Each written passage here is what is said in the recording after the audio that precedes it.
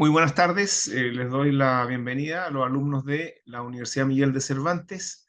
Esta es la octava clase respecto del curso vespertino de procedimientos civiles especiales que trata principalmente de la ejecución.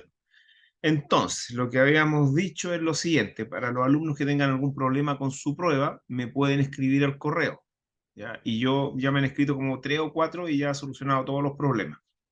Hay una persona que aquí me escribe respecto de la nota, que le dé la nota porque no está en la lista todavía, entonces me puede escribir al correo y yo se la doy, no hay ningún problema. Ya, lo otro, que el día 8 o 9 de junio, vamos a ver, vamos a revisar inmediatamente la agenda. El día, el día 9, viernes 9 de junio, tenemos la cátedra. La cátedra va a constar, el 9 de junio, va a constar de los materiales que se mandaron al Classroom, que son los siguientes, que ahora vamos a compartir pantalla y los vamos a mencionar, ¿no? Ahí está, estamos compartiendo pantalla, entonces aquí ustedes están viendo que serían estos 3 materiales más otro más y más otro más que voy a mandar. El primero es, todos estos tienen que ver con la ejecución y los mandé el 19 de abril. Ahí también puse que serán evaluados en la cátedra. Ya, esos 3 materiales que son acerca de la ejecución son menos que artículos, son reportajes, entrevistas que hacen a algunos expertos en ejecución. Y el panorama de la ejecución creo que lo mandé, panorama de la ejecución, claro. El panorama creo que lo mandé de nuevo. Acá, a ver. Está acá, está repetido. A ver, acá está. Acá está.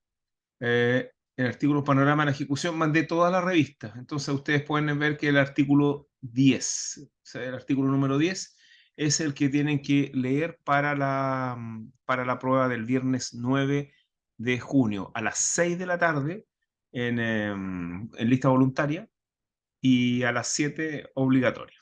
¿Ya? Eso es lo primero que quería mencionarles. Y voy a mandar otro artículo más y estaremos completos para la interrogación, ¿no? Una interrogación cortita. Ya. Lo otro, estaba revisando, bueno, ¿alguna duda, alguna consulta respecto de la prueba, de la cátedra? ¿No? Ya, porque para los alumnos que ya han tenido conmigo, ya saben que es una interrogación bastante cortita, de 5 o 7 minutos. Y eso sería la cátedra, la única cátedra que vamos a tener. Después viene la solemne. ¿Mm? Ya, la otra cosa que estaba revisando es lo siguiente, es el programa, ahí está el programa, lo estaba revisando, entonces, hoy día pretendo terminar todo lo que es el juicio ejecutivo con las tercerías y con el juicio ejecutivo obligación de dar y el juicio ejecutivo obligación de hacer. ¿Ok? Y terminaríamos el juicio ejecutivo. Y después vamos a entrar a estos juicios especiales, que sería el juicio de Hacienda. Espero hoy día que tengamos tiempo para ver quizás el juicio de Hacienda y terminarlo. Son juicios bastante cortitos. Después vamos a entrar al juicio, bueno, como mucho creo que quizás llegamos al juicio de Hacienda hoy día, pero nos quedarían los juicios arbitrales, el juicio de partición de bienes y los interdictos posesorios como procedimientos especiales. Y después nos quedarían los actos judiciales no contenciosos, que como ustedes pueden ver, como tercera unidad no hay ningún acto judicial no contencioso. Por lo tanto, yo voy a elegir 3 actos judiciales no contenciosos que son los más importantes y los voy a exponer como clase, ¿ya? Eso sería respecto a lo que nos queda en el programa.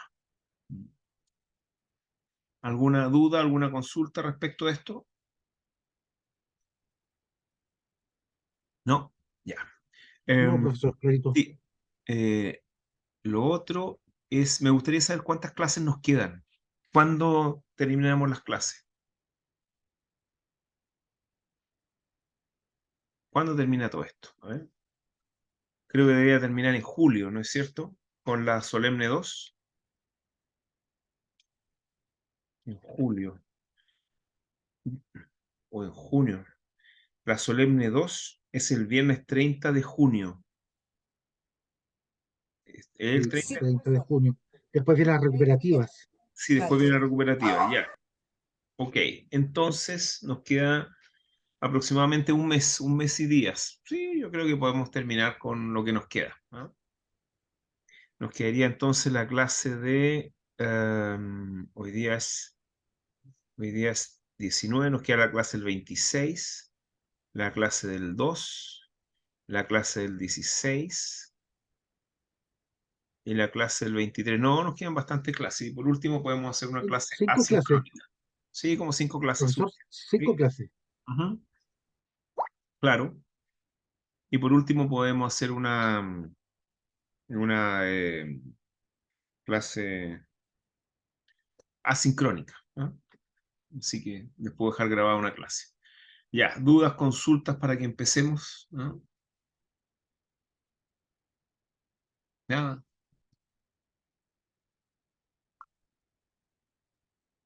La próxima clase, No, profesor, ¿todo bien? la próxima clase seguramente vamos a conversar de los textos, ¿ok?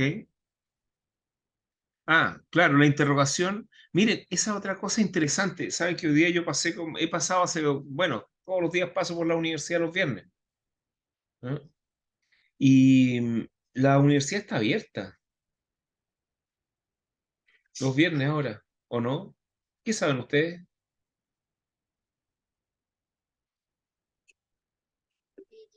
Yo lo Yo- desconozco, profesor, nunca he ido un día viernes a la universidad. Ya, O sea, me hice un festival en el verano y iba ya, los viernes, pero la verdad es que lo desconozco, por lo menos yo si está abierta en qué horario. ya. Entonces, vamos a ver si podemos hacer la interrogación en presencial, porque al parecer está abierta la universidad el día viernes. ¿Ah? Como le digo, yo pasé tipo 6:30 de la tarde, por ahí estaba abierta. Ya parece que ya no lo están cerrando los días viernes, así que podemos hacerla presencial. Incluso yo creo que podríamos hacer una clase presencial. ¿Mm? O sea, disculpe, ¿está indicando que la cátedra va a ser posiblemente presencial? Justamente, Ya. justamente, depende si está abierta. Yo sé que me parece que aquí hay un alumno que es de fuera de Santiago, o varios alumnos. Parece que hay Hay varios. varios, profesor. Sí, Vale. Bueno, Hay gente que es de pero Melipilla. de dónde son? Melipilla. Ya, Menipilla, ¿de dónde más? De Viña. De Viña, ¿de dónde más son? ¿No hay alguien de De Concepción? cerca Lampa. hay Ah, uno no. de Quilpué, que Y sepa pues, yo. ya. Bueno, a esas personas podrán ser por Zoom. Llevo un notebook y lo interrogo por Zoom. O podría incluso interrogar a esas personas por Zoom, no sé, a las 6 de la tarde y a las 7 bajo interrogar, o a 7:30 bajo interrogar por presencial, no sé. Ahí lo veo, pero lo primero es ver si realmente la universidad está funcionando los viernes. Eso es lo más importante. Entonces yo me voy a quedar de averiguar si está funcionando los viernes, a ver si la próxima clase la podemos hacer presencial. ¿Les parece? Sí, profesor, No, también profesor, sería gracias. que el delegado pudiese ayudar a resolver esa duda que tiene usted para Claro. hacerlo Ah, más sí, también, rápido. sí, sí, también. También averigüen por su lado. ¿Ya? Ok. Bueno, eso, entonces comencemos. A ver, a ver. Comencemos. Bueno, estamos viendo la parte final del juicio ejecutivo. Entonces, nos queda la liquidación del crédito y el pago al ejecutante. Esto está en la página 57 del material que le entregué. A ver, eh, a ver, ¿qué podemos decir respecto de esto, del pago? Bueno, respecto de la parte final del juicio ejecutivo, lo que nosotros podemos indicar de que cuando hablamos del juicio ejecutivo y la sentencia dentro del juicio ejecutivo, dijimos que la sentencia se dividía en dos, se clasificaba en dos, en la sentencia, igual que en materia penal, la sentencia condenatoria, la sentencia absolutoria. ¿Cuál es una y cuál es otra? La sentencia absolutoria es aquella sentencia en que se acoge al menos una excepción. Esa es la sentencia absolutoria. Se acoge al menos una excepción. Si se acogen más, bueno. Es decir, basta que el ejecutado logre que el juez le reconozca una excepción para que gane el juicio ejecutivo. Con las salvedades en relación a la renovación de la acción ejecutiva y a la reserva de acciones y excepciones.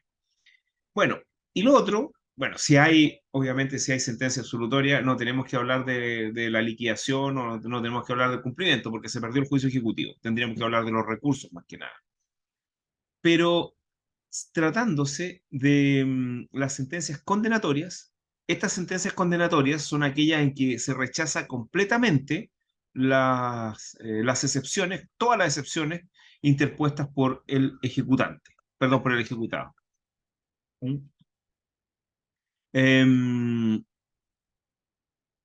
Entonces, la sentencia, la sentencia condenatoria se subdivide a su vez en sentencias de pago y sentencias de remate. ¿Cuál es una y cuál es otra? La sentencia de pago es aquella en que el remate, perdón, en que el embargo recae en la especie o cuerpo cierto de vida o recae en una suma determinada de dinero de vida. ¿Por qué se llama de pago? Porque lo único que tenemos que hacer es entregar la cosa de vida, la especie o cuerpo cierto de vida, al ejecutante y con eso se termina el juicio. Pago. El pago es directo. En el caso del dinero también se entrega el dinero de forma directa. Entonces, esa es la sentencia de pago. La sentencia de remate es aquella en que lo embargado no corresponde a la especie o cuerpo cierto debido, porque no se debe a una especie o cuerpo cierto, y tampoco el embargo recae en el dinero que se debe. Entonces recae en un bien diferente y eso significa que ese bien va a tener que ser, después de ser embargado, va a tener que ser retirado, si es que es un bien mueble, o va a tener que ser rematado, en el caso de ser un bien inmueble, y con el producido del remate en ambos casos, se debe pagar al ejecutante. Es decir, en las sentencias de remate, no obstante se interpongan excepciones, se sigue adelante con la ejecución hasta la liquidación del bien embargado y se suspende el pago hasta que esté ejecutoriada la sentencia. Esa es la diferencia entre las sentencias de pago y de remate. Ahora, todos sabemos que, por lo que hemos visto, que al momento de liquidarse el bien embargado, o bueno, sobre todo las sentencias de remate, van a haber ciertas personas, o ciertas, incluso terceros, que se van a ver beneficiados con este juicio ejecutivo y posterior remate, que son personas que tienen créditos privilegiados y que pueden comparecer al juicio ejecutivo, que ya lo vamos a revisar, cómo se comparece. Bueno, en este caso ellos se van a pagar de manera preferente. Eso sí, una vez hecha la liquidación de lo que se debe, y en la liquidación de lo que se debe está el capital, los intereses, los reajustes y las costas, tanto las costas procesales como las costas personales, que ya sabemos a qué nos referimos con esto. En lo referente a las costas procesales y personales, el ejecutante goza de preferencia respecto de ellas, ¿no? Primero se paga al ejecutante, por lo menos se le devuelve el dinero que ha pagado, que ha gastado para hacer este remate. Bueno, no, eso es principalmente lo que pasa con un juicio ejecutivo. No sé si alguien tiene alguna consulta o una duda respecto a lo que pasa en un juicio ejecutivo.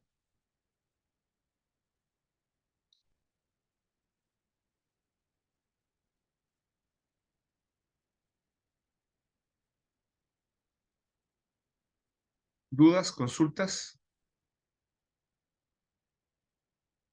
Nada, profesor. ¿Ah? Todo bien, todo bien. Ya, todo bien. Bueno, todo bien con el juicio ejecutivo. Entonces ahora pasamos a una cuestión bastante interesante y bastante importante, que son las tercerías. Eso está en la página, las tercerías en la página 58. A ver, ¿qué es esto de tercerías? Bueno, cuando hablamos de tercerías, a lo que nos estamos refiriendo es a los terceros, la participación de terceros en el juicio ejecutivo. ¿Y por qué esto se denominan tercerías? Se denominan tercerías porque en el juicio ejecutivo solamente pueden participar determinados terceros. ¿Y participar determinados terceros en relación a qué? En relación al interés que el ordenamiento jurídico tiene reconocido respecto de ellos. Solamente esos determinados terceros, entonces, pueden participar en el juicio ejecutivo y nadie más. Recuerden que el juicio ejecutivo es un juicio especial en el sentido de que se le da preferencia al cumplimiento de la obligación establecida en un título ejecutivo. Las defensas del ejecutado están limitadas, y no solamente las defensas del ejecutado están limitadas, sino que también la participación, como ya le he dicho, de los terceros también están limitadas. ¿Limitadas a qué? Solamente en el juicio ejecutivo se permite la participación de 4 tipos de terceros. 4 tipos de terceros. Así tenemos las tercerías de dominio, la tercería de posesión, la tercería de pago y la tercería de prelación. Todo esto lo pueden ustedes revisar en el Código de Procedimiento Civil, en el artículo 512, ¿no? Donde aparecen reconocidas las tercerías que son solamente reconocidos los terceros que pueden participar en el juicio ejecutivo. Entonces, esa es la primera idea que tienen que tener claro: solamente ciertos terceros pueden participar según el interés que tengan en el juicio ejecutivo. Y ya les dije esos 4 intereses. Entonces vamos a ver primero la primera tercería, la tercería de dominio. Si bien esta primera tercería no es la más importante desde la perspectiva de la interposición o del número de tercerías que se interponen, no es la más trascendente, por razones que ya vamos a señalar. Es una tercería bastante compleja, complicada de acreditar y por lo tanto de ganar para el tercero. ¿De qué se trata esto? ¿De qué se trata la tercería de dominio? Bueno, estamos hablando de un tercero que lo que reclama es el dominio sobre la especie embargada. El dominio sobre la especie embargada. Entonces, ¿por qué es una tercería que está bastante limitada? Primero, porque tratándose de los bienes inmuebles es impensable, muy difícil eh, imaginarse una situación en que se haya embargado una especie que no sea de la propiedad o al menos de la posesión del ejecutante. ¿Por qué razón? Porque los embargos para ser perfeccionados respecto a los bienes inmuebles deben ser, como ustedes saben, inscritos en el conservador de bienes raíces, y ningún conservador va a inscribir un embargo respecto de un ejecutado que no es propietario o al menos poseedor inscrito. Entonces, es muy difícil imaginarse una situación como esta, salvo alguna situación de superposición de títulos de dominio, inscripciones de dominio, o también una situación de pugna de dominio, en el sentido que se está reclamando una reivindicatoria, pero es bastante complejo desde el punto de vista de los inmuebles que exista la tercería de dominio. ¿A quién se está reclamando? Se le está reclamando principalmente al ejecutado, al ejecutado es al que le embargan el bien, y también la demanda, y esto es muy importante: la demanda de tercería de dominio se interpuesta no solamente contra el ejecutante, sino también contra el ejecutado. Ya, don Leopoldo levantó la mano. Dígame. Profesor, a un familiar mío que le arrendaba a alguien y que ese alguien se fue dejando un montón de deudas, llegaron a hacerle una notificación y que le iban a embargar los bienes que le pertenecían, Ya. pese a que esta persona decía: yo no tengo ninguna relación con ese arrendatario que ya se fue. Sí. Aquí Ya, mire, tenemos eso. espere. Es que estamos hablando primero de los inmuebles. Ahora vamos a hablar de los bienes muebles. Okay. Yo espero que le haya quedado claro Ya, el muebles, asunto ya, de los inmuebles. Los inmuebles. los bienes raíces. Bueno, si no, pueden repetir este video hasta hasta el hartazgo. Así que vamos ahora a los muebles.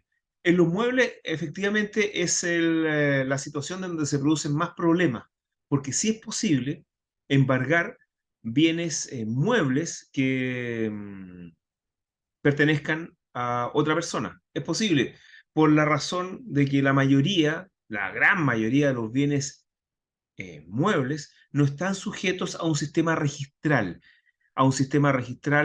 digamos, de posesión, ni de presunción de posesión o dominio. Me estoy refiriendo a los bienes, a los vehículos motorizados, que tienen un sistema registral, pero ese sistema registral no tiene que ver con el dominio, tiene que ver con la publicidad del dominio y la presunción de dominio solamente. Pero no significa que se constituya el dominio con la inscripción. Es solamente un requisito de publicidad, por una parte, y también un requisito de una ¿Inoponibilidad? presunción de Ah, dominio, presunción de dominio. No, inoponibilidad podría ser, sí, podría ser en ciertos aspectos. Pero ya, vamos a la mayoría de los bienes muebles. La mayoría de los bienes muebles que no están sujetos a un sistema registral. Y ahí está el caso que usted está planteando, que es de común ocurrencia y por eso las tercerías son tan, es una materia tan recurrida en las clases y también en la vida profesional. Entonces vamos a la tercería de dominio. Resulta, ¿quién es propietario de un bien mueble? ¿Cómo? Y aquí vamos a quizás vamos a recordar materias de derecho civil que son importantes, pero son importantes, pero no se han movido en 2 siglos, una cosa así, más o menos 1 siglo y medio por ahí, ¿no? A ver, y aquí viene la pregunta para ustedes. ¿Cómo pruebo la propiedad respecto de un bien mueble? Pongan cualquier bien mueble, un televisor, un computador, eh, no sé, un notebook, una agenda, un teléfono. ¿Cómo se prueba ¿La la propiedad? factura? Con una boleta, con una ¿Con la factura. factura? A ver, vamos por partes. Al respecto, les voy a pedir que recuerden el derecho civil, ¿ya? Porque lo que ustedes me están diciendo es otra cosa, digamos, es para un juicio, no es para, bueno, o sea, no es realmente así no se prueba el dominio. Técnicamente, como alumnos de quinto año, ¿qué año están ustedes? cuarto, Ya, séptimo cuarto año. semestre. Ya, listo. Como alumno de séptimo semestre, de cuarto año de Derecho, donde ustedes ya vieron bienes, díganme, ¿cómo se prueba la propiedad o cómo se constituye, mejor dicho, cómo se constituye y, bueno, y después prueba la propiedad sobre un bien mueble como el que yo ya les he indicado? A ver, ¿cómo se prueba? ¿Cómo se constituye primero? ¿Cómo se constituye la propiedad? Pueden levantar la mano. Disculpe, no me permite levantar la mano, pero Bueno, pero habla por lo que entonces. yo, por lo que yo entiendo, aquí nos vamos a un tema de título y modo respecto a Muy la bien. adquisición. Efectivamente, título, un, un título, un justo título y un modo de adquirir. Ya. Por ejemplo, usted tiene celular, me imagino, ¿o no? Sí, no lo ocupo mucho, pero sí. Ya. Bueno, tiene un celular. ¿Cuál es el título? El título es el contrato por el cual se Ah, pactó determinadas obligaciones respecto a esta, por ejemplo, compraventa que realicé con la ya. compañía. La compra-venta. Ya, si se lo compraba una compañía de teléfono, excelente. Compra-venta, tiene una compra-venta. Ok. El título. ¿Y el modo de adquirir que operó? La tradición, La tradición porque se lo entregaron, le hicieron la entrega claro. material. Bueno, así se adquieren los bienes muebles. Ahora, el otro problema es un problema de prueba. Entonces, ¿cómo usted va a probar de que el bien mueble, el teléfono es suyo? ¿Cómo lo va a probar en un juicio?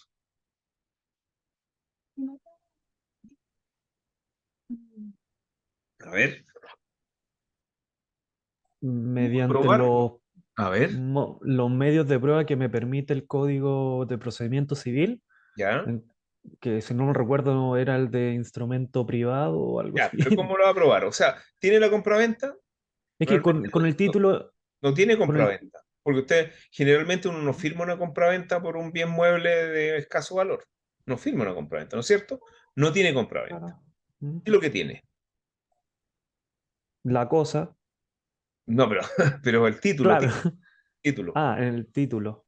Usted tiene una boleta, una factura, Mm, ¿no es cierto? Ya, y el teléfono vale más de 100.000 pesos, me imagino. claro. Porque si no, no nos sirve el ejemplo. Si vale más de 100.000 pesos, tiene un problema probatorio, porque no puede probar no puede probar el contrato por testigo, pero tiene un principio de prueba por escrito, ¿no es cierto? Que es la factura, la boleta, más los testigos, podría probar el título, ¿sí? ¿Y qué tiene que probar? Y la otra cosa que tiene que probar, La entrega, la entrega. Bueno, la entrega la prueba porque usted lo tiene ahí, con testigo puede decir sí, lo tiene ahí, etcétera. Ya. Sí, pero vamos por partes. Vamos primero con este caballero y después seguimos, ¿ya? Ya, ok. Pero hay un problema con los bienes muebles, ¿no es cierto? Porque nosotros podemos probar que tenemos el título, y que tenemos el modo de adquirir, que es la entrega. Pero para que se constituya la propiedad en su patrimonio, ¿qué tiene que probar? que no está viciado No, el antes. ac- antes de... ¿Qué fue? La posesión, ¿La qué? la posesión. No, Mm, antes de eso. ¿Qué tiene que probar? Para que el título y el modo de adquirir operen. que existe un vínculo jurídico. No, pues si el vínculo O sea, jurídico claro, existe con está el en el título, título. Claro. Mm, ¿ya? ¿Qué tienen que probar? Para que la compraventa sirva para transferir el dominio junto con el modo de adquirir. Tienen que probar que está que, perfecto en no, el pues, título. tienen que probar que el vendedor era dueño. Ah, ya, Claro, ya. ya. Y tendrían que poder probar la adquisición que hizo este vendedor y así va hacia atrás, hasta llegar a Adán y Eva, ¿o no? Para O probar sea, hay un... directamente el dominio, ¿no es cierto? Claro, ¿Cómo sí, o se sea, llama habría eso? que... ¿Cómo se llama eso eh, en estudio materia de civil? título. No, no, ¿cómo se No. llama eso? Se llama la prueba diabólica. Eso es la prueba diabólica. ¿Ah? Es la prueba diabólica. Claro. Ustedes pensaban que otra cosa era la prueba diabólica. Nunca lo había escuchado, la verdad. Nunca lo había escuchado, No, pero esto es se lo prometo. No, yo imposible. La tampoco. prueba diabólica. Sí, Pregúntenle a su sí, profesor de Derecho Civil, ya ¿qué es lo lo que es habían la dicho prueba alguna vez. diabólica? Y les No, va a profe, decir no lo hemos esto. escuchado. Esto es la prueba diabólica. Porque no se puede, pero claro, para probar directamente la propiedad sobre un bien mueble, hay que ir hacia atrás, hacia atrás, hacia atrás. Entonces, ¿y cómo se prueba en definitiva en Chile la propiedad?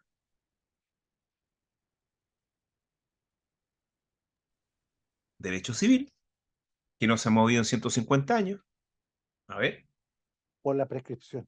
justamente la propiedad en Chile, por lo menos respecto a todos los bienes en definitiva, incluso hasta los inmuebles también, la propiedad en Chile en definitiva se prueba con la prescripción. Y para eso existe esta adjunción o unión de prescripciones, de tiempo de posesión hacia atrás. Y también se prueba de otra forma. ¿Cuál es la otra forma que se prueba? Aparte de la prescripción, porque la prescripción ya es la prueba perfecta del dominio, pero hay otra forma de probar el dominio respecto a los bienes muebles y inmuebles también. A ver, ¿Con la inscripción en el conservador? bueno, es que realmente sí podría ser, pero el dominio no se prueba con la inscripción. Ya, La inscripción lo que prueba es la posesión. la posición. Sí. Pero la inscripción también cumple una función, que es la misma función que cumple la inscripción de los vehículos motorizados en el registro civil. Y también Publici- la publicidad, no, pero publicidad. aparte de la publicidad, otra cosa más. Una especie de presunción. Efectivamente, la presunción. Entonces, respecto a los bienes muebles, porque los inmuebles, está claro, se presume dueño de quien está inscrito a su nombre, obviamente.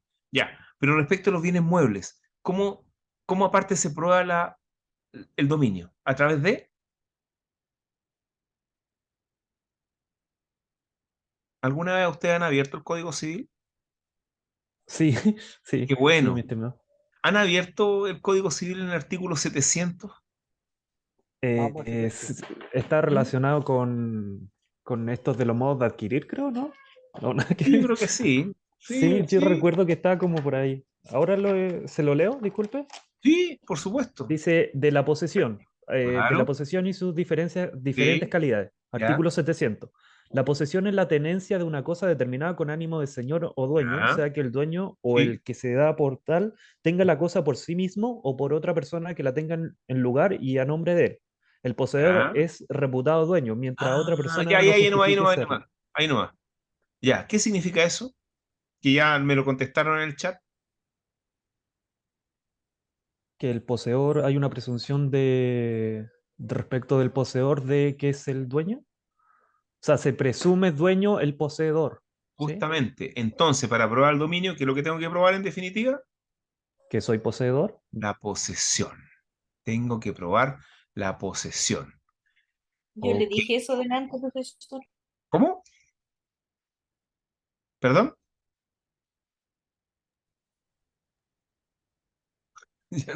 Alguien dijo algo, pero efectivamente. Anita que quería que le reconocieran, profesor, que ya No, lo había aquí, dicho usted. bueno, seguramente, sí. Es que tuve que hacer todo el trayecto porque hay dos formas, en definitiva, de probar el dominio. Uno es con el modo de adquirir y, bueno, y también con la inscripción, etcétera. Y la otra es mediante la posesión. Entonces, por eso hice toda la vuelta. Y aquí Pero, también me dijeron, aquí también me lo dijeron en el chat. ¿Ya? pero mediante esta presunción Pero de espérense, no he dominio. terminado, Ah, no he sí, terminado, no he terminado, disculpe. porque después la idea, ve que ahora la idea está dando vuelta. A ver, entonces, toda esta elipsis para llegar a probar el dominio. ¿Mm? Y ahora viene lo más importante, porque, bueno, en los bienes muebles, en los bienes inmuebles, los bienes raíces, no hay problema, porque tengo la inscripción, presento la inscripción, no hay problema. Pero en los bienes muebles, aquí sí que viene la pregunta, y después de eso pueden decir todo lo que ustedes quieran. Viene la pregunta que ustedes van a responder, y si ustedes no responden, lo voy a responder yo. ¿Cómo pruebo la posesión respecto de los bienes muebles? A ver, pueden levantar la mano o decir yo sé, yo sé. Tengo entendido que mediante la tenencia material con ánimo de señor o dueño, ¿no? Algo así. Efectivamente, hay que probar la posesión y la posesión tiene estos dos elementos, la tenencia material y el animus. ¿Cómo se llama eso en derecho romano? No tengo ni idea, mi estimado. Pero alguien debe saber por ahí, porque ustedes tuvieron derecho romano, me imagino. ¿No? ¿No tuvieron? ¿Ya lo sacaron de la malla? ¿Ah? ¿Pusieron otros derechos, otras cosas en lugar del derecho romano? No, no, sí lo tuvimos, profesor, pero Ah, qué bueno. honestamente no nos acordamos. Corpus y animus. Corpus y animus. Ah, claro que Entonces, sí. entonces, toda esta elipsis para llegar a que en definitiva respecto a los bienes muebles, tengo que probar esto con documentos y con testigos, que tengo el corpus y el animus. Compruebo la posesión y se me presume el dominio. Bien. Después me voy a referir a la parte procesal de las tercerías, porque esto es más bien la parte sustantiva. Ya, ahora pueden decirme todo lo que ustedes deseen, con respeto, eso sí. ¿Ah? Yo tenía la pregunta respecto a como estaba hablando de que había dos formas de probar el dominio, pero ciertamente una es una especie de presunción y que tengo entendido si otra persona, en definitiva, prueba que tiene el dominio, digamos, la otra persona se queda sin la posesión propiamente tal. Sí, sí. Entonces, ¿Mm? no sé por qué se catalogaría como una especie de forma de demostrar que se tiene el dominio. ¿Se llega a entender? Porque ciertamente una presunción simplemente. En cambio, el tema, si me lo permite, el tema de la prescripción va sí o sí. O sea, Sí. si existe la prescripción, ya se tiene el dominio. Ya, ok, sí, sí. Pero la prescripción tienen que pasar, no tienen que pasar 5 días. ni un Claro, tiempo. Es sí. el problema de la prescripción, de la prueba del dominio con prescripción. Y el problema, siempre estamos hablando de los bienes muebles, porque los inmuebles ustedes saben que el estatuto es más rígido y es difícil discutir el dominio, o sea, que alguien le discuta el dominio. Pero usted, respecto a los bienes muebles y que no están sujetos al sistema registral, usted sigue teniendo que probar la posesión, más el transcurso del tiempo para la prescripción. Es decir, la esencia aquí es la posesión y el transcurso del tiempo. ¿Ve? Y igual, claro, usted también señala que es una presunción simplemente legal, porque admite prueba en contrario, pero vaya a probar en contrario. Por ejemplo, me remito al caso de uno de los alumnos que aquí señaló que un arrendatario había dejado lleno de deuda y parece que fueron a embargar cosas. Bueno, ¿quién va a probar?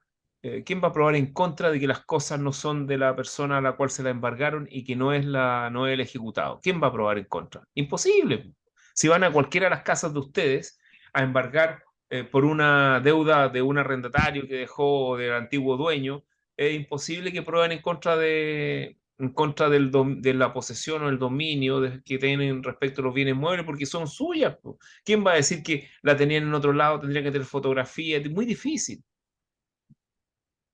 Ya, pero también se puede dar, por ejemplo, entiendo yo, como en el caso de los persas, ¿se entiende? Entonces, De en los donde persas, ¿cómo? en el ¿Cómo a ver? persa, en cuanto a que, por ejemplo, ciertamente caería en un tipo penal respecto a una persona que roba algo y lo vende en el persa y Ah, luego uno lo compra.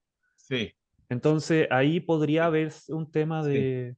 Podría ser, pero Pero es es más bastante excepcional, difícil. ciertamente. Es bastante difícil porque el que tendría que embargarlo tendría que ser la persona dueña de las cosas o la persona dueña de las cosas tendría que comparecer como tercerista de dominio y esa cuestión es bastante difícil salvo que se trate de bienes muy especiales y que son únicos, como por ejemplo joyas Claro, u obras y de que tenga arte. un número o algo Ah, así o un para número de serie reconocerlo. también. Sí, es bastante especial eso. Ya. ¿Algún otro comentario para que ir a la parte procesal?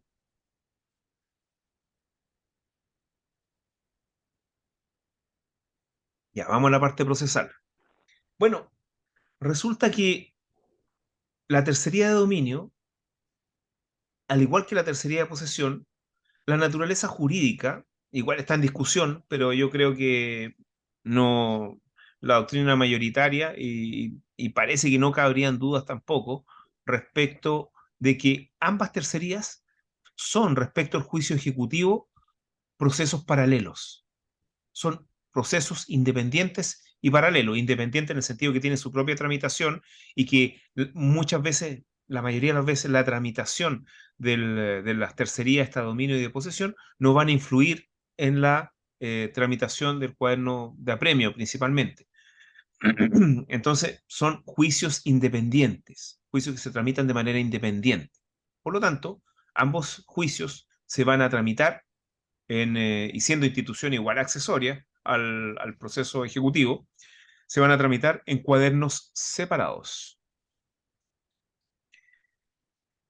¿Cómo se va a tramitar la tercería de dominio, que es la que estamos hablando? La tercería de dominio se tramita conforme al artículo 521 del Código de Procedimiento Civil, igual que según las mismas reglas del juicio ejecutivo, perdón, del juicio ordinario declarativo, pero sin los escritos de réplica y dúplica.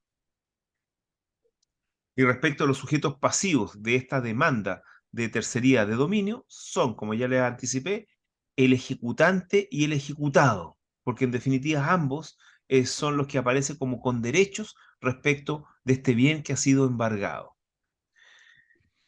Ahora bien, em, la, uno de los temas más importantes y obviamente más recurridos respecto a las preguntas en los exámenes de fines de semestre y de examen de grado es la siguiente pregunta. ¿Cuándo la tercería de dominio suspende la tramitación del cuaderno de apremio? ¿Por qué razón? Porque recuerden que el bien que se embargó es un bien que va a ser rematado y va a ser liquidado. Entonces, el dueño, el que se dice dueño, que quizás es el dueño, que es este tercerista de dominio, quiere impedir que siga adelante el procedimiento de apremio. Entonces, lo que quiere es paralizar el cuaderno de apremio.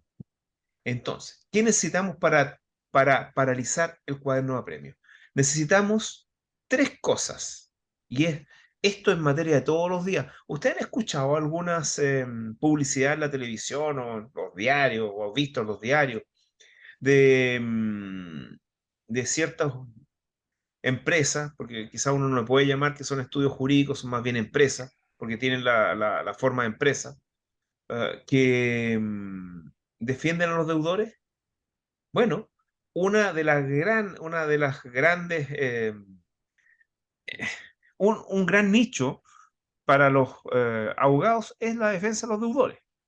Y bueno, para que ustedes sepan, eh, un abogado, un buen abogado, termina cobrando menos que estas grandes empresas, para que sepan. Uno cree que estas grandes empresas, porque tienen una gran cantidad de funcionarios, de abogados, etcétera, van a cobrar menos por la economía de escala. No es así. Los abogados particulares que tienen su oficina, etcétera, o estudios jurídicos, cobran mucho menos por estas tercerías de dominio, que es la defensa de deudor, y también la defensa de estos terceros que son los propietarios de los bienes. Entonces, para suspender el cuaderno de apremio, que es lo que nos interesa, porque ¿de qué nos sirve una tercería de dominio si ya se vendió el bien y lo único que queda es dinero y un porcentaje reducido de lo que vale la cosa? Entonces, hay que hacer tres cosas. Primero, hay que pedir la suspensión del cuaderno de apremio. Obviamente, interponer la tercería de dominio y pedir la suspensión del cuaderno de apremio. En segundo lugar, hay que acompañar documentos que acrediten el dominio, Pero el problema, en tercer lugar, estos documentos deben ser instrumentos públicos y que se hayan sido extendidas o que tengan una fecha. Todos los instrumentos públicos tienen fecha cierta, que tengan una fecha cierta anterior a la presentación de la demanda ejecutiva. Todo esto está en el artículo 523, inciso primero, del Código de Procedimiento Civil. Que no se les olvide jamás, porque realmente es la forma que hay para defender a una persona que le han embargado un bien por una deuda de un tercero. Ahora, Disculpe, ¿podría dar un ejemplo de un bien mueble en donde, porque es que me quedo muy loco con esto del documento debe ser público? claro, sí, Ahí yo siento que lo instrumento restringe. público, Mm, instrumento público. ya. ¿Mm? A ver, ah, bueno, ya, don José Polanco, dígame, ¿me va a decir algo? Profesor, Ya, disculpe, es que, bueno, esto es real, ¿ah? Cuando sí. uno está Lo pero que yo le muy voy a apremiado. contar, lo que yo le voy a contar ahora también es real. Ah, ya, ¿No? qué bueno. Profe, es que yo lo hice. Este es mi caso. Cuando uno está muy apremiado y te llega una demanda y van a embargar, te embargan a un familiar y tú estás pero contra la pared, hay una solución que es muy importante que está ahí, donde uno puede inhabilitar al receptor judicial y uno gana mínimo entre 4 o 5 meses, y Ya, eso pocas personas lo saben, y se gana tiempo, y entre que el banco busque otro, ahí ya tiene 7 meses y ahí uno puede hacer más cosas. ya, bueno, Es una ayuda para los compañeros. ya.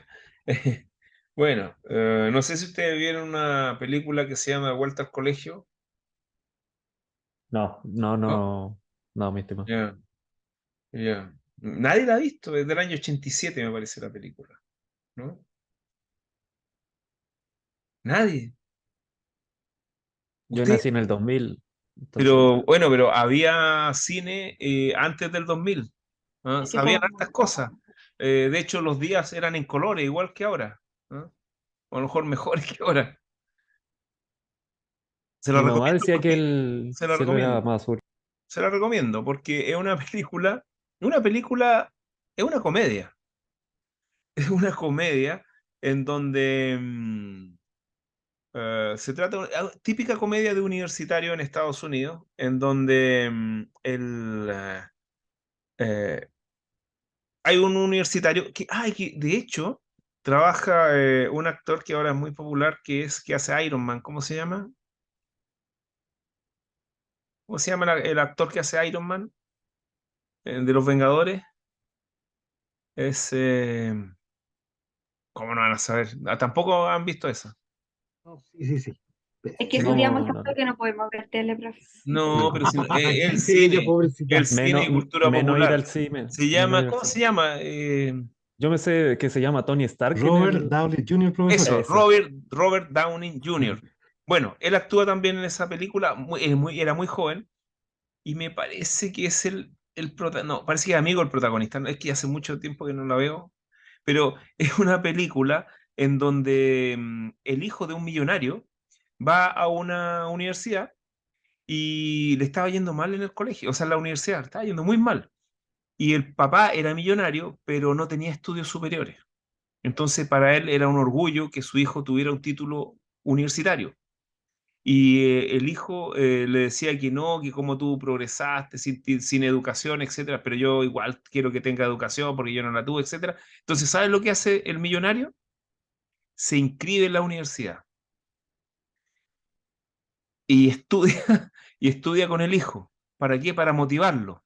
Entonces pasan muchas cosas chistosas, entre ellos, como el millonario era una persona de edad, una persona, no sé, pues 65 años, ya tenía mucha vida recorrida, va a una clase de economía.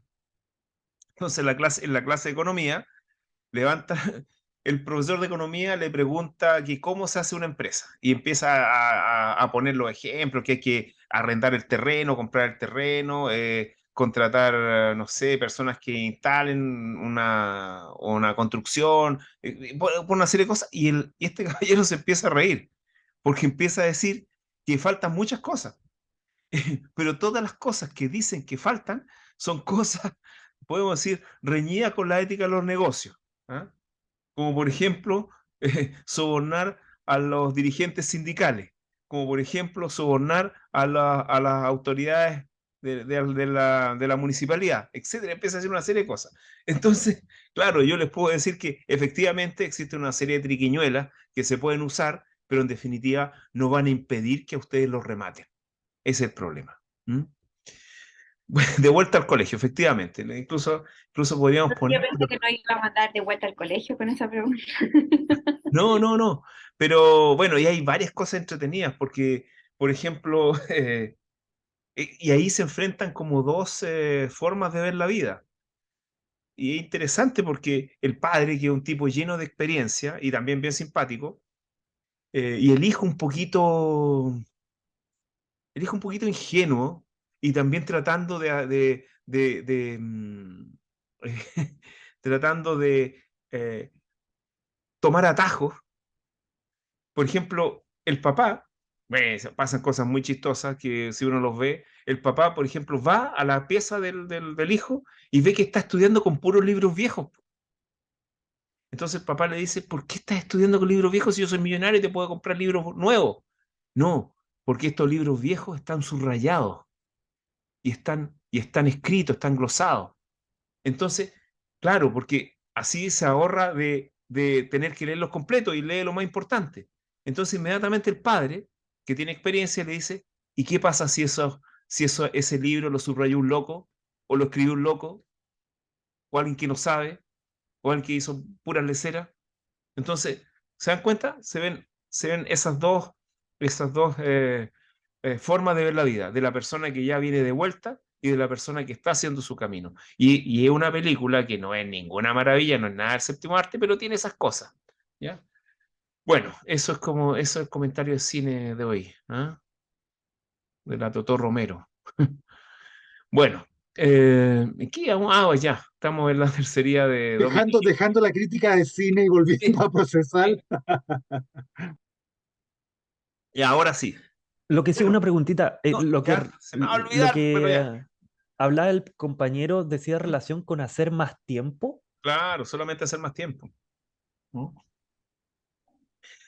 Ganar tiempo. Ya, miren, hace algunos años me llegó a la oficina, hace como harto años, como 10, 7 años, llegó a la oficina un caballero como de haber tenido 75 años y me dijo, mire, eh, yo tengo problemas, hice mal los negocios, etcétera.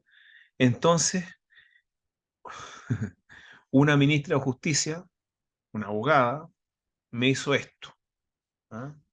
Preparó ya el camino. Y efectivamente había preparado el camino. ¿Qué hizo? El caballero estaba casado eh,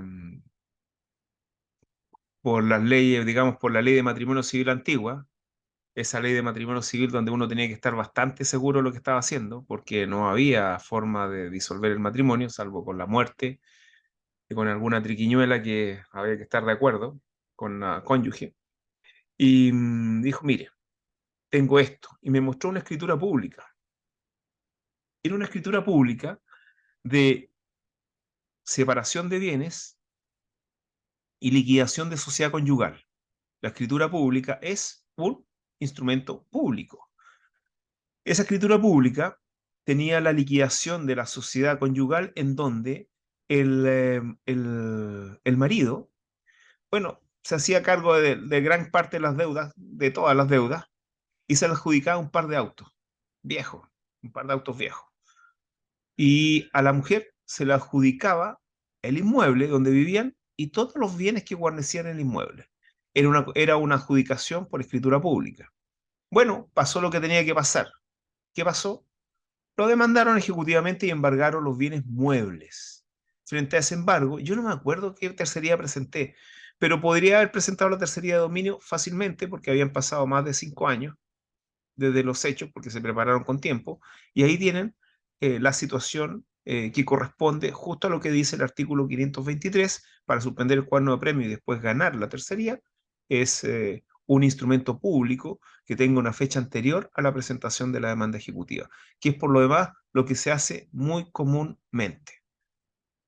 Eso es. ¿Dudas, consultas? Ya.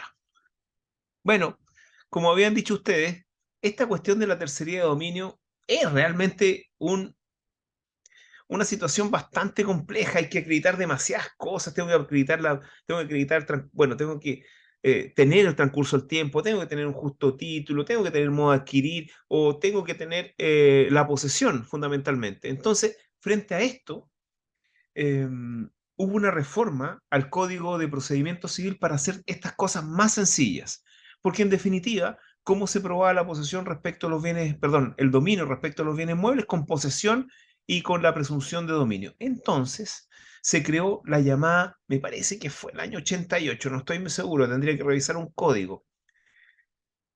Se creó la tercería de posesión.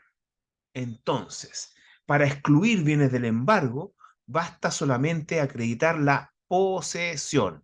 ¿Y cómo se acredita la posesión? Como ya le he dicho. Sí, fue el año 88, con una modificación al Código de Procedimiento Civil.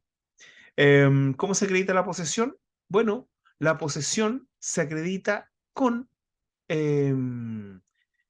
como ya se lo he dicho, respecto a los bienes muebles se va a acreditar con la tenencia material con ánimo de señor y dueño. Es decir, es esencial para esto acreditarla mediante ¿qué medio de prueba?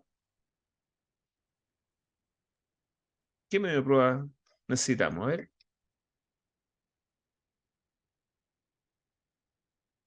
¿alguien sabe? Cómo acredito la posesión de un bien mueble? Usted comentaba hace poco sobre testigos. Sí, solamente con testigos. Los tribunales están bien de acuerdo en esto, que solamente con testigos se puede acreditar en la posesión. Sin embargo, yo he ganado dos tercerías sin testigos, por razones que ya les voy a contar. Y acá, lo que también necesitamos y la pregunta que subyace a todo esto es cómo suspendemos la tramitación del cuaderno de premio para que no retiren las especies y las vendan y después ya no se pueda echar marcha atrás. Y la forma es, el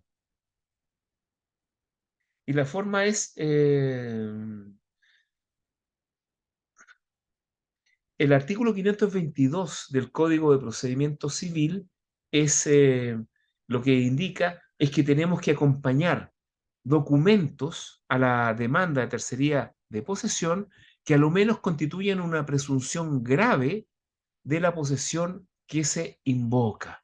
Y aquí es mucho más sencillo. Ahora díganme qué documentos puedo acompañar para yo acreditar que tengo la posesión. A ver, El título ujú, de la compraventa, por ejemplo. ¿ya? las boletas y facturas. Claro, las boletas y facturas, porque generalmente uno no anda firmando compraventas por todas las cosas que compra. O sea, uno compra, no sé, compra tantas cosas, eh, no sé, pues, compra parlantes, Porque si no tengo eso. compra relojes, ¿ah? Y uno no anda firmando compraventas, pues. Entonces, uno generalmente lo que le entregan cuando uno compra algo es una boleta, una factura. ¿Qué más le entregan a veces cuando compra algo más grande?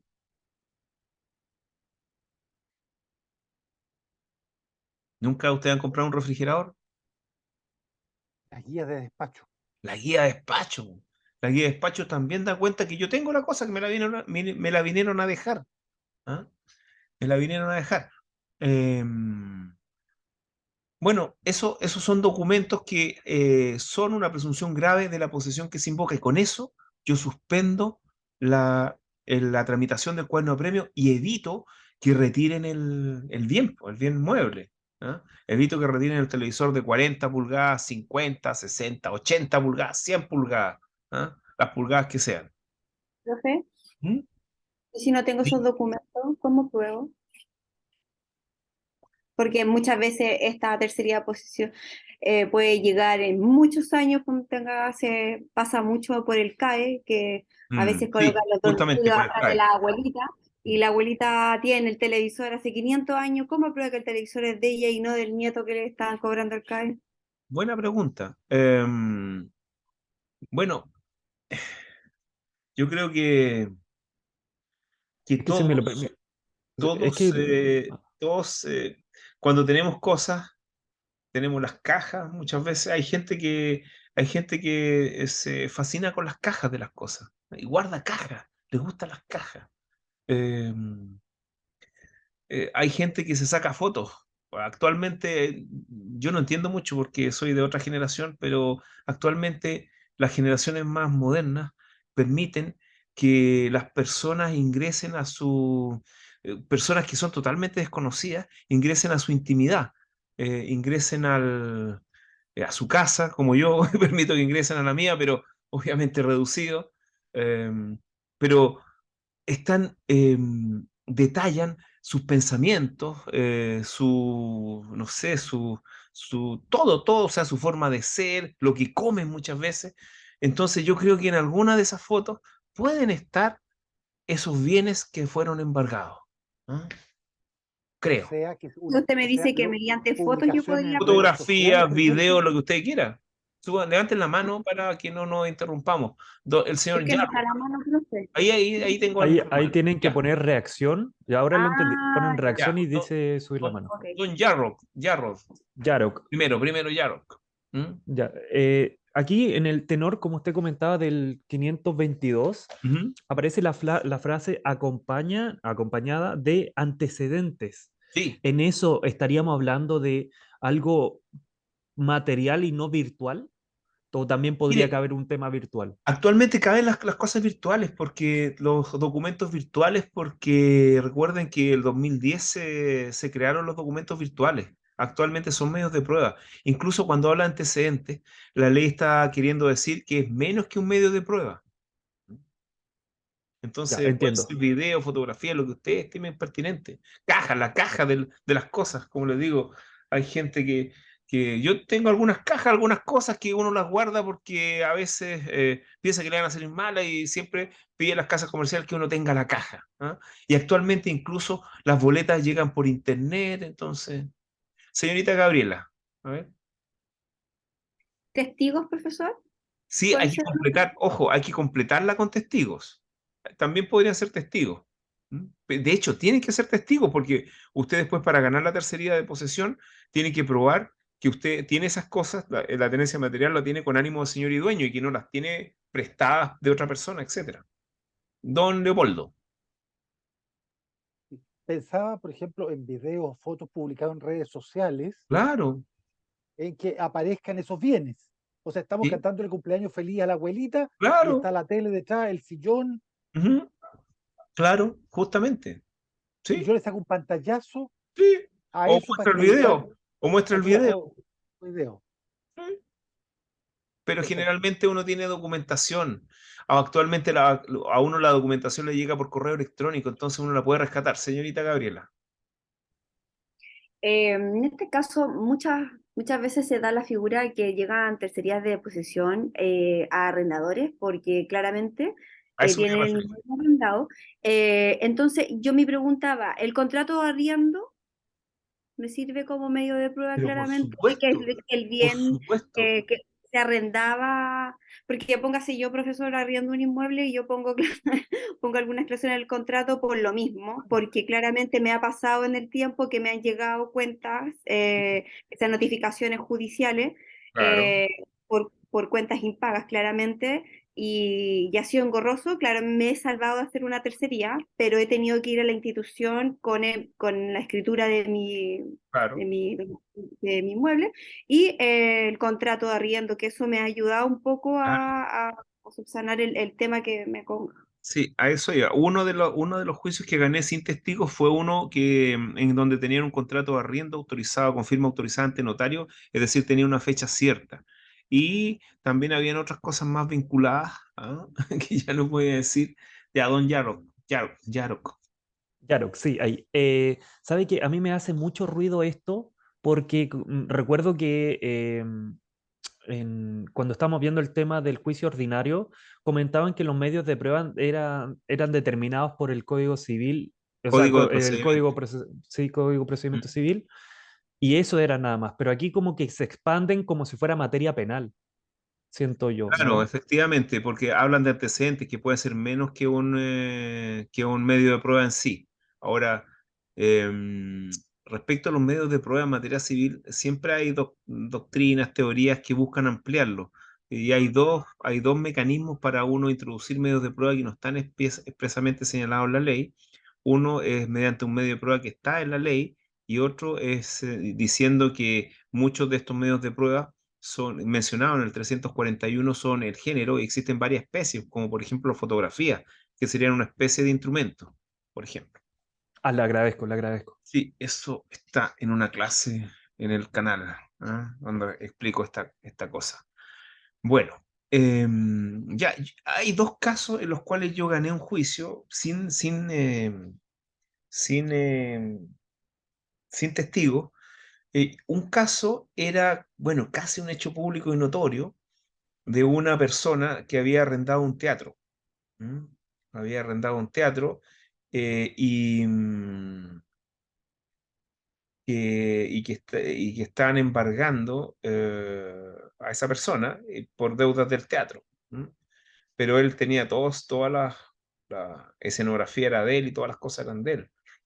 Bueno, yo creo que el tribunal fue condescendiente porque se trataba de una persona que hacía, hacía programa de televisión para niños, ¿no? Entonces había arrendado ese teatro y le tenían embargado todo y con el contrato de arrendamiento gané la tercería porque seguramente la gente del tribunal dijo, ¿cómo vamos a embargar a esta persona si no entretuvo cuando éramos niños? Entonces, ese era un caso, ¿m? Pero con un contrato de arriendo.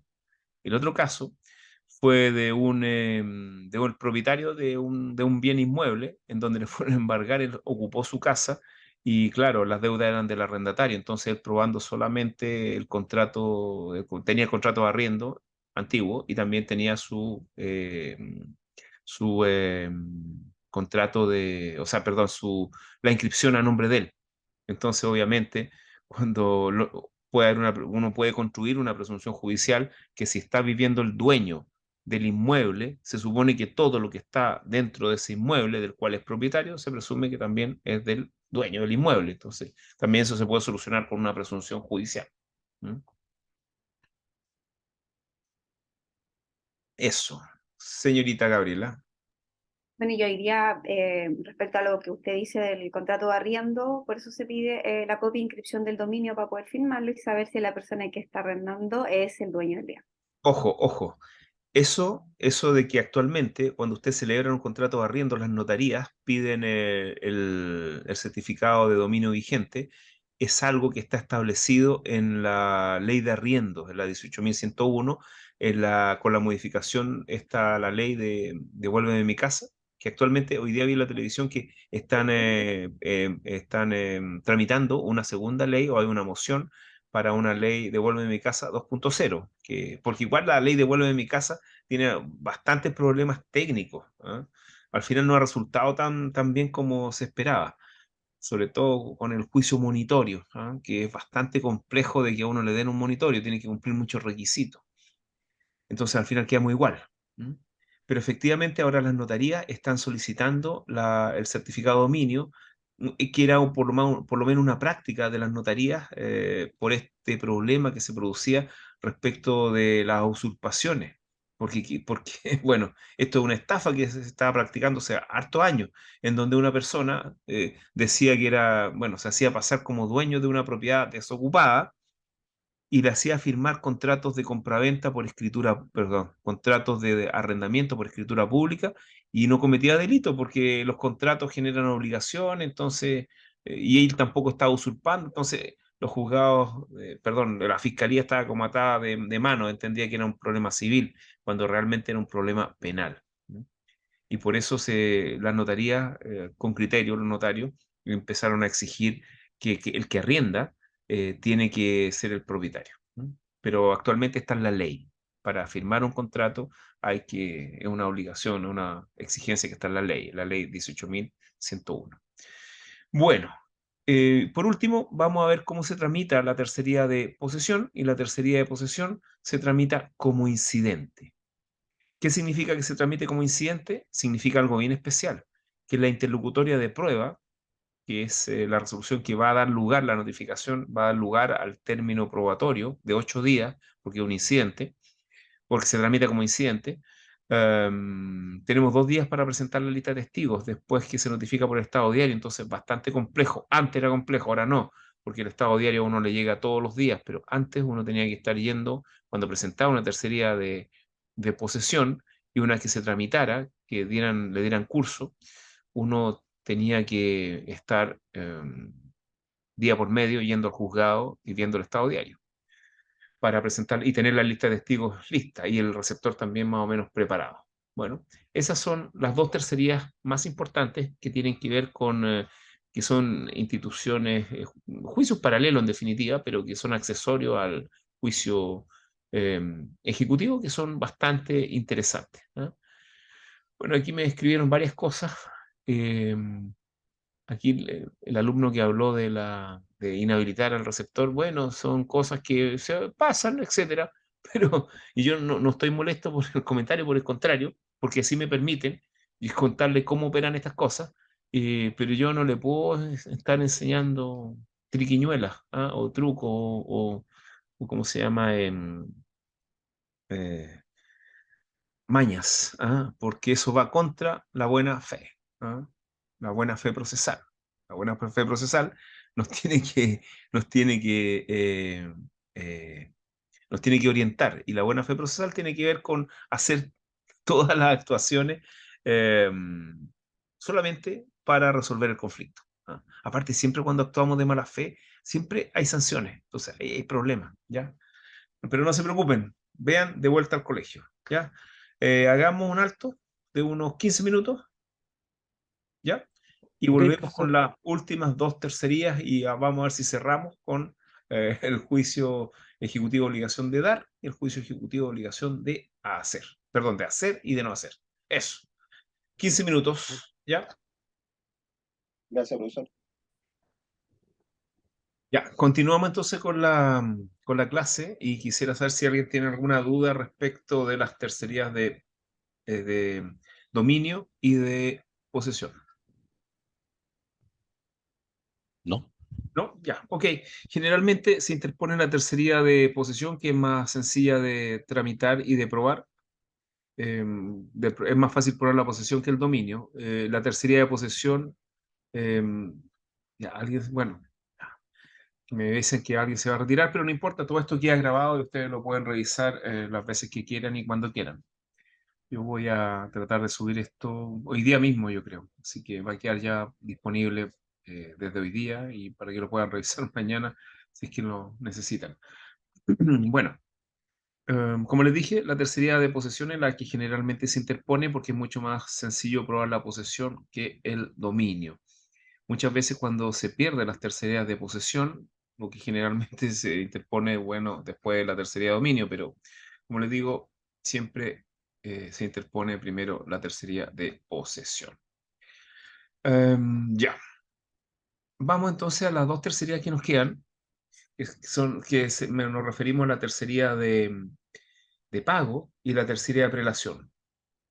¿Cuál es la tercería de pago? ¿Cuál es la tercería de prelación? Primero vamos a ver la tercería de, de pago.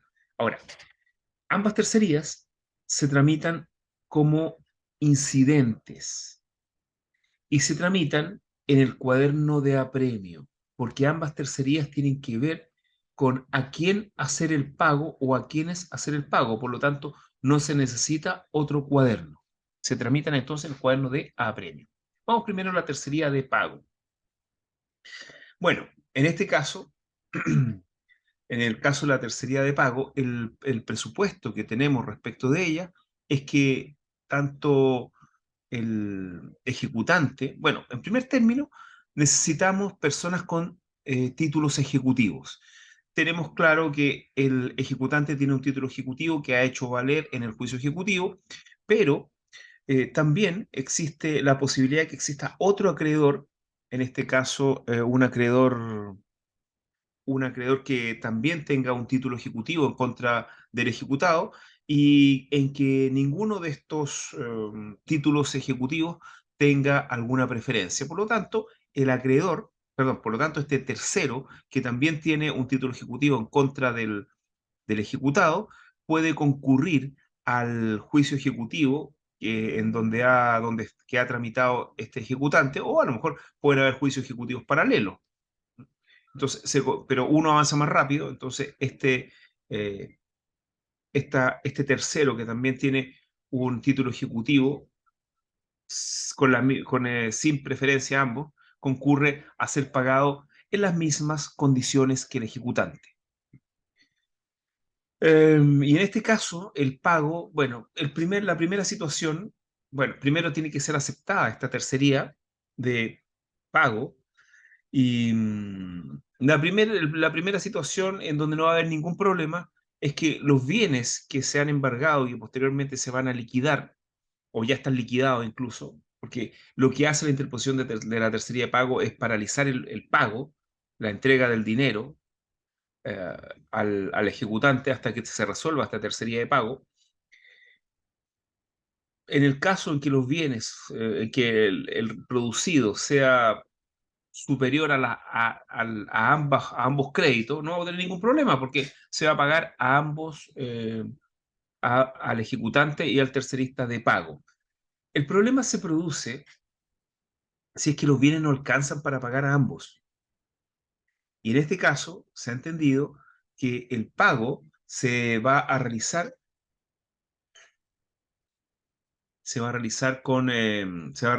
a prorrata de sus créditos. Es decir, el crédito que es mayor se va a pagar en mayor proporción que el crédito que es menor. Es decir, se va a pagar proporcionalmente y no van a quedar, obviamente, ambos créditos solventados. ¿Dudas, consultas respecto a la tercería de pago?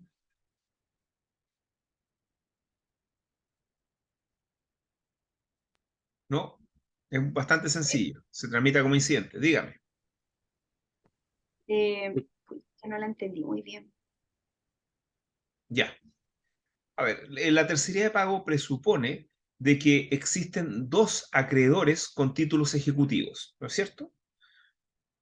Dos acreedores con título ejecutivo, en donde por lo menos uno, o ambos incluso, por lo menos uno, ha hecho avanzar el juicio ejecutivo. Entonces, si ha hecho avanzar el juicio ejecutivo, va a llegar el momento, por ejemplo, del pago, de hacerse el pago, o que ya está el dinero consignado a la cuenta corriente del tribunal, y hasta ese momento, hasta antes que se haga el pago, este tercero, que también tiene un título ejecutivo en contra del ejecutado, puede comparecer al juicio para impedir que se pague. ¿Por qué? porque él tiene el derecho a ser pagado en las mismas condiciones que el ejecutante. ¿Y cómo lo hace? A través de la llamada tercería de pago. Y como les dije, se pueden dar, bueno, esto se va a tramitar como incidente para que el juez determine que realmente tiene un título ejecutivo y que está la obligación vencida, o sea, es actualmente exigible, etc.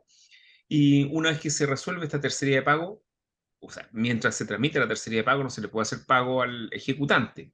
Y una vez que se resuelva, si es que es favorable, se resuelve favorablemente en favor de este tercero, tenemos que el juez, si es que existen suficientes bienes o suficiente dinero para pagar a ambos, le pagará a ambos, y lo que sobre será del ejecutado. Pero en el caso en que no alcance a pagar a ambos, se van a pagar a prorrata o en proporción a sus créditos, quedando obviamente ambos sin el pago total de sus acreencias, de su deuda. Ya, dígame, alguien levantó la mano. Profesor, ¿y Sí, no es necesario que ese acreedor inicie por su cuenta un juicio ejecutivo? también lo Basta dije, solamente, también lo ¿cómo? dije, también lo dije. Puede ocurrir que ambos inicien juicios ejecutivos, pero siempre un juicio ejecutivo va a ir más rápido que otro. Es muy difícil que ambos vayan justamente en paralelo. Entonces, uno de los ejecutantes, el ejecutante que fue más lento, va a tener que comparecer al juicio ejecutivo donde ya se van a rematar los bienes o están próximos incluso ya a pagarse al ejecutante para comparecer con esta tercería de pago y pagarse las mismas condiciones. Eso es. Ahí en ese caso él se tendría que hacer, ¿cómo se le dice? Uno de los acreedores que esté en desventaja Claro, con el juicio, hacerse parte del que ya está más avanzado. ¿Eso quiere decir? O justamente, le pide como al tribunal que... justamente. Tiene que comparecer ante el tribunal que anda más rápido, o si no va a perder. Perfecto. Disculpe, ¿Sí? eh, sabe que, o sea, por lo que entendí, en definitiva esto les desfavorece al primer acreedor, porque en definitiva puede ser que en determinado momento se reparta proporcionalmente, como usted comentaba, el tema del crédito, ¿sí? Si es que no. Justamente. Y además de eso, lo que no logro entender, de acuerdo Hay al cosas apunte, peores. página 60. Ah, perdón. Hay cosas peores que ya vamos a explicar eso. ¿Ya? Ya, de acuerdo a la página 63, ¿Ya? dice lo anterior sin prejuicio de la facultad de hacerse parte como tercero coadyuvante en el juicio ejecutivo más adelantado conforme expresamente lo autoriza el 529 Claro. del Código Procesal Ok. Civil.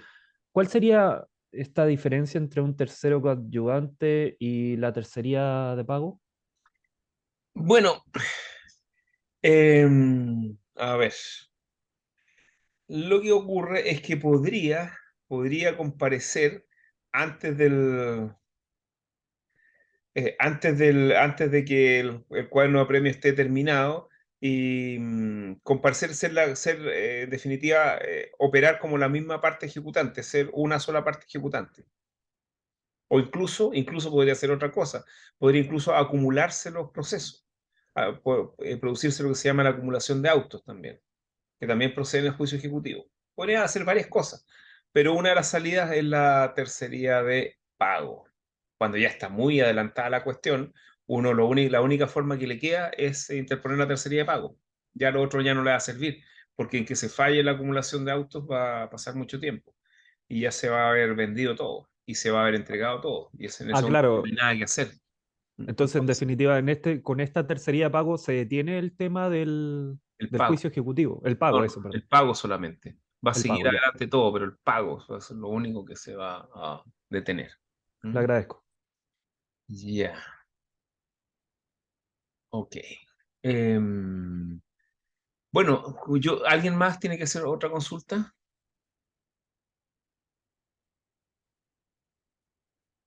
Yo por ¿Mm? lo menos no quedé clara Ya, con la... ok,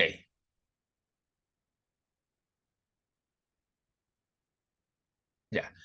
Bueno, lo otro, el asunto más grave que yo le había dicho, era la tercería de prelación. Porque la tercería de prelación, que también es un incidente y que se tramita en el cuaderno de apremio, va a comparecer, en este caso el tercero que comparece, comparece con un derecho, con un crédito que tiene una preferencia respecto del ejecutante. Y el problema que se produce acá es que este tercero que comparece tiene derecho a pagarse con preeminencia, o sea, es decir, primero que el ejecutante. Es la típica situación de nadie sabe para quién trabaja. Es decir, todo lo que hizo el ejecutante, desgastándose en el juicio ejecutivo, buscando el bien, embargándolo, etcétera, en definitiva, va a devenir en beneficio de este tercero, de este, de este tercerista de prelación, que es el caso típico en que el único bien que se embarga es un inmueble que tiene hipoteca. Cuando yo notifico al acreedor hipotecario, el acreedor hipotecario inmediatamente va a comparecer con su tercería de pago y va a esperar que se venda el inmueble y va a retirar su crédito, primero su crédito, reajuste intereses y costas. Y después, una vez que se pague, de lo que quede, va a poder pagarse el ejecutante. Y a veces, y en la mayoría de las veces, no queda nada. Esa es la tercería de prelación, de muy común ocurrencia. ¿Mm? ¿Alguna duda, consulta? Esto está vinculado con la purga de la hipoteca.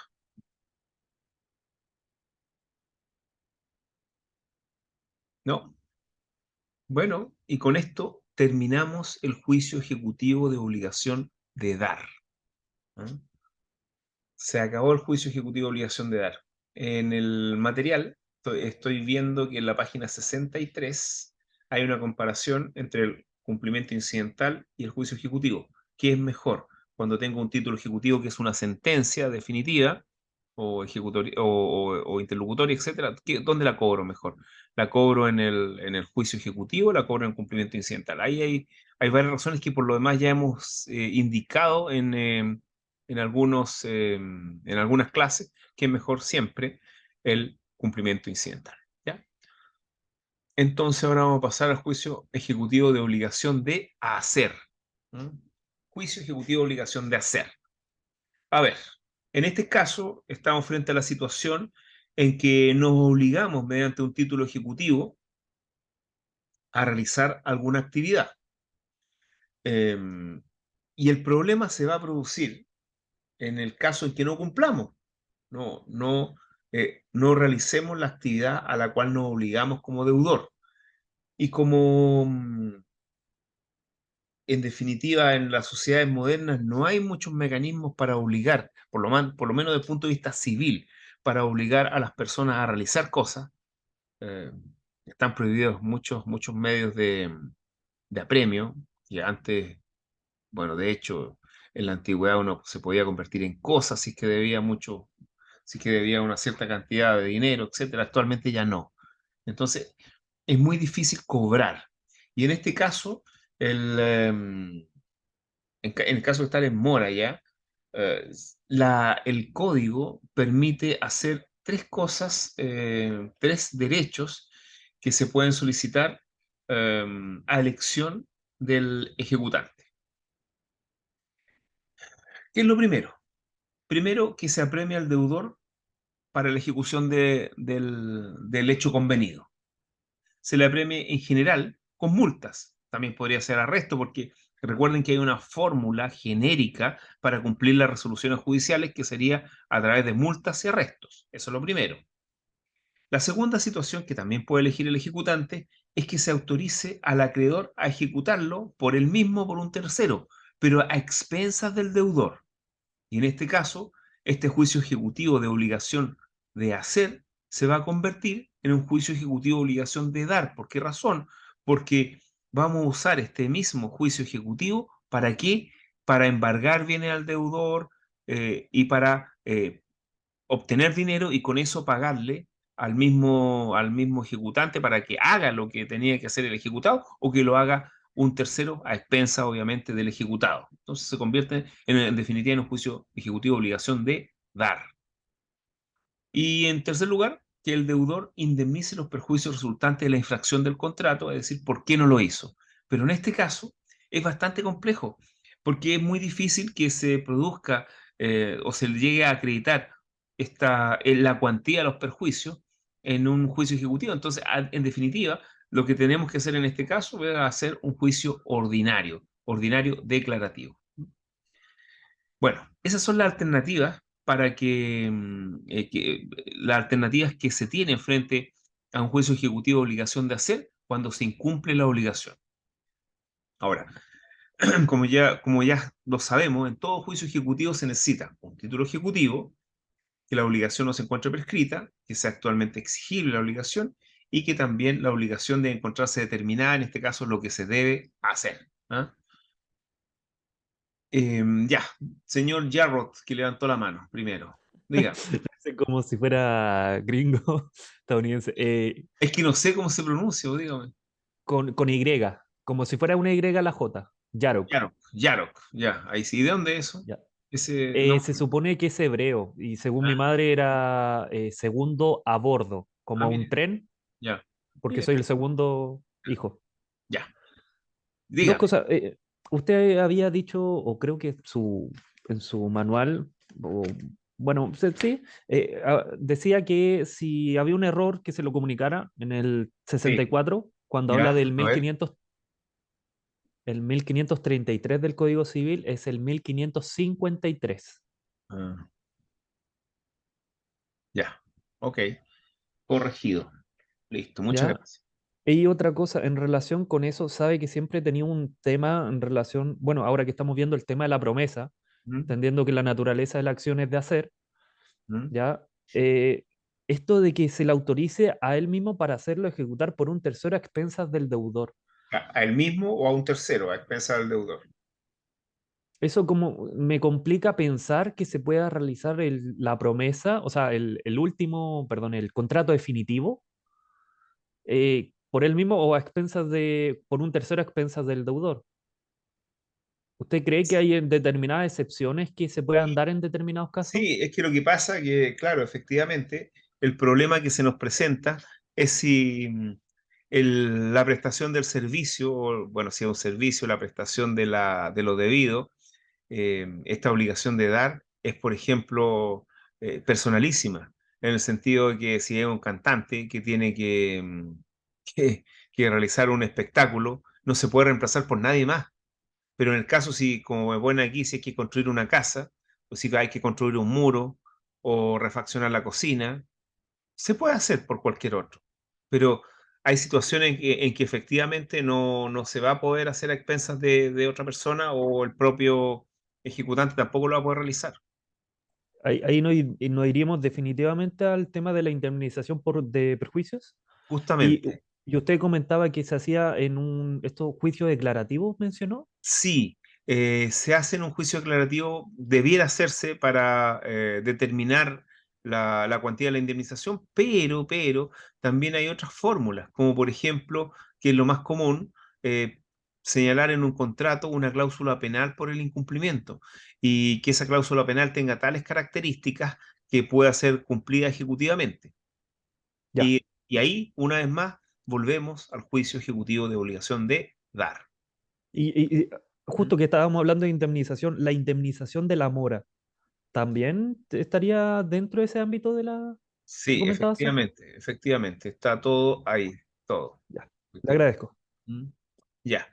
Señorita, ¿alguien más levantó la mano? Yo la había levantado, Ya, profe, pero cuénteme. no, es que me contesté sola Ah, bueno, Mientras que estaban hablando, era referente, más que nada quería un ejemplo, pero ya pensé en cuál era un ejemplo de ejecutivo de edad. Ya, pero gracias. ¿qué ejemplo? Claro, colocaron ahí en ese minuto en el chat como la construcción Ah, sí, de una casa, de un muro, de una sí, casa, sí, claro, quería tener un ejemplo sí, para relacionar el juicio. sí. Eso. Ya.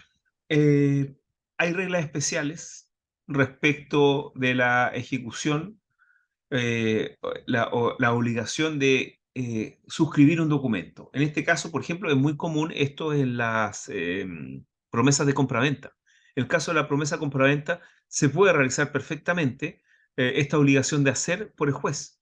En este caso, se le va a poner un plazo para que el ejecutante, el ejecutado, lo realice, y si no lo realiza, el juez firmará por por el deudor. el juez firmará la escritura compraventa. Así que aquí no va a haber ningún problema, es más sencillo. Y bueno, la ejecución de una obra material es como ya lo había señalado, en la tramitación comienza con un mandamiento y en este caso el mandamiento le va a requerir al deudor que ejecute la obra dentro de un determinado plazo y si no lo hace, bueno, tendrá que, bueno, las únicas excepciones aquí que se pueden interponer son la imposibilidad absoluta para la ejecución actual de la obra de vida, etcétera. Y bueno, en ese caso se podrá ejecutar a través de un tercero o el mismo ejecutante, etc. ¿Mm?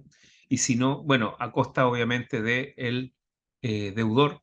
Y una vez más volvemos al juicio ejecutivo de obligación de dar, porque hay que sacar recursos para pagarle a este tercero. ¿Y de quién los vamos a sacar? Del deudor que no cumplió con la obra. Bueno, ya. Bueno, ahí también hablamos de los apremios, etc. Arresto y multa, me parece que no es 542, pero ahí vamos a revisar. Bueno, y en cuanto a los juicios ejecutivos de obligación de no hacer, bueno, aquí nos estamos refiriendo en que nos estamos obligando a una omisión, a no realizar una actividad que obviamente es válida, ¿no? Recuerden que los contratos deben tener objeto lícito. No se puede uno obligar a no realizar cosas que están reñidas con la ley, es decir, van contra la ley. Bueno, aquí también se van a utilizar las normas del juicio ejecutivo de obligaciones de hacer, pero con las siguientes modificaciones que aparecen por lo demás en el material. Lo primero que hay que determinar si es que la destrucción de la cosa que se hizo, ¿no?, en incumplimiento de la omisión, es necesaria esta destrucción para los objetivos que se tuvo en vista al momento de celebrar el contrato.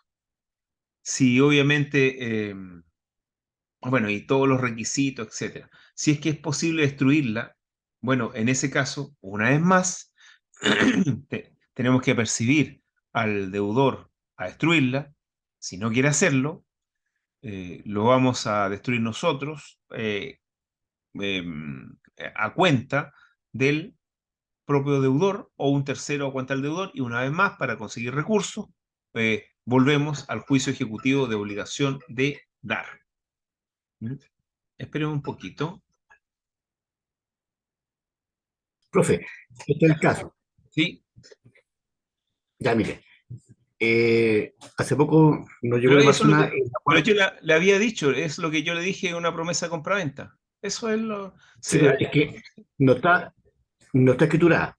Es solamente de palabra. Yeah. Y ella les pagó cierta cantidad de plata, todo en efectivo. Ya. Y ahora la contraparte dice que no es así y está negando todo. Justamente.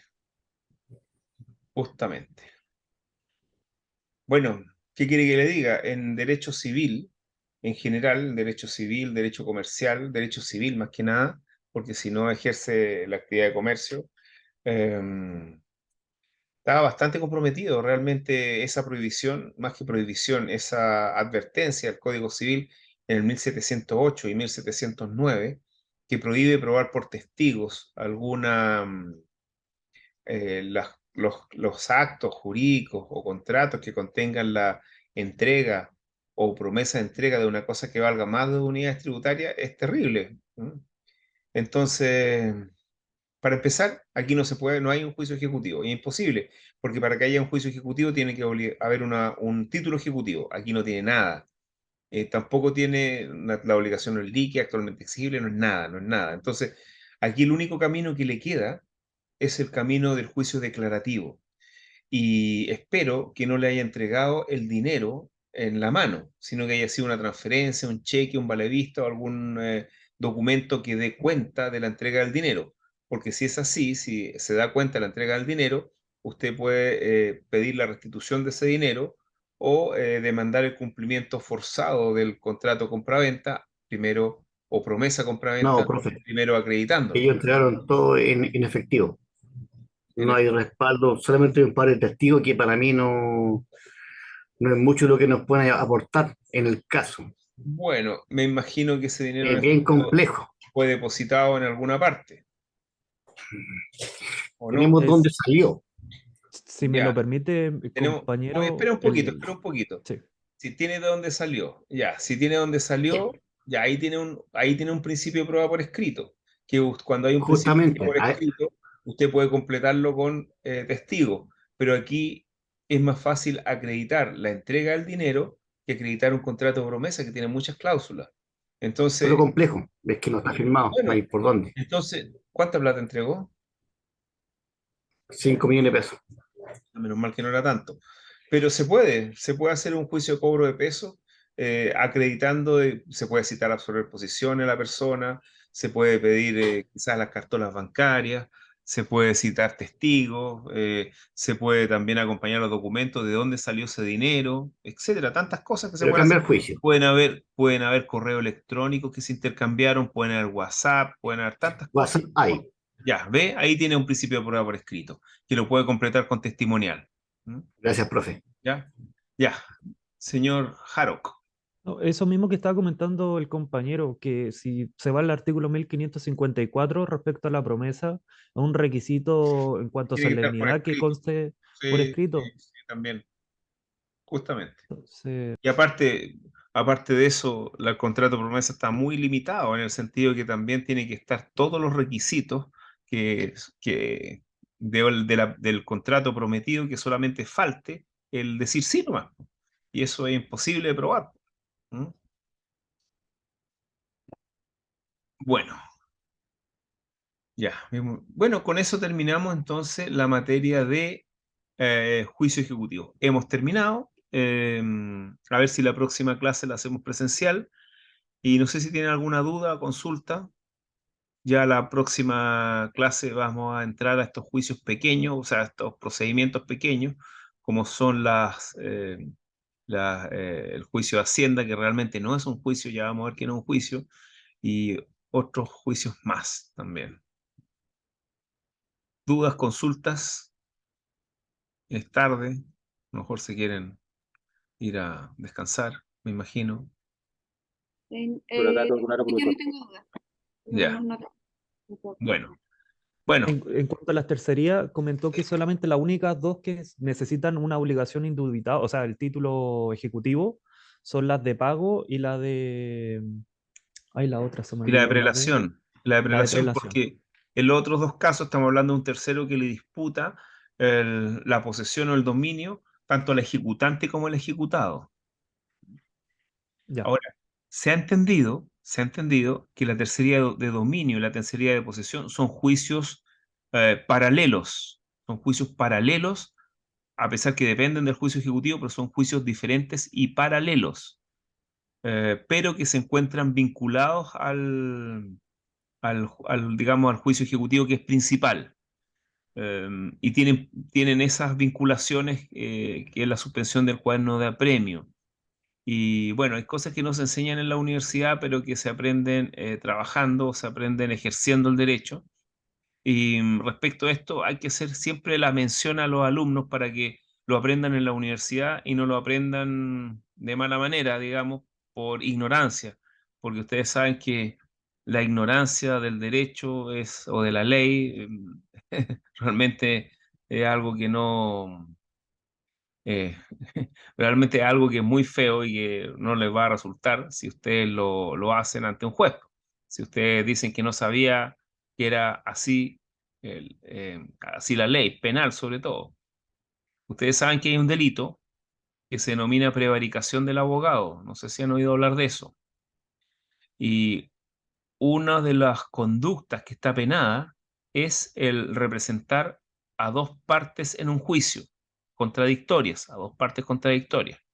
Como se ha entendido que si bien la tercería de dominio y la tercería de posesión son juicios paralelos, pero acceden al juicio ejecutivo, y como ustedes tienen que demandar tanto al ejecutante como al ejecutado, no vaya a ser que usen al mismo abogado para demandar la tercería de la tercería de dominio y de posesión, porque si ustedes como abogados defienden al ejecutado, no pueden posteriormente defender al tercerista, porque el tercerista tiene que demandar al ejecutado y al ejecutante.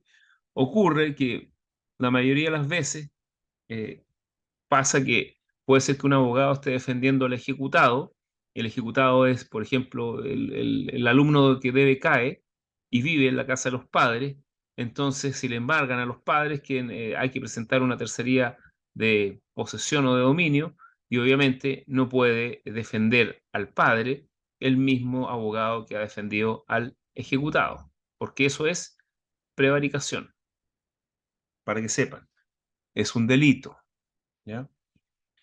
Bueno, existen otras formas también de prevaricar del abogado que ustedes ahí lo pueden revisar en el Código Penal. Bueno, con ese comentario me despido, ¿ya? Que estén muy bien. Nos estamos viendo la próxima semana. Si es que la clase es presencial, vamos a preguntar en la universidad si se puede y también ver una fórmula de que esto quede grabado, aunque sea en audio, para que los que no puedan venir a la clase presencial igual tengan el audio, ¿ya? Eso sería. Ok.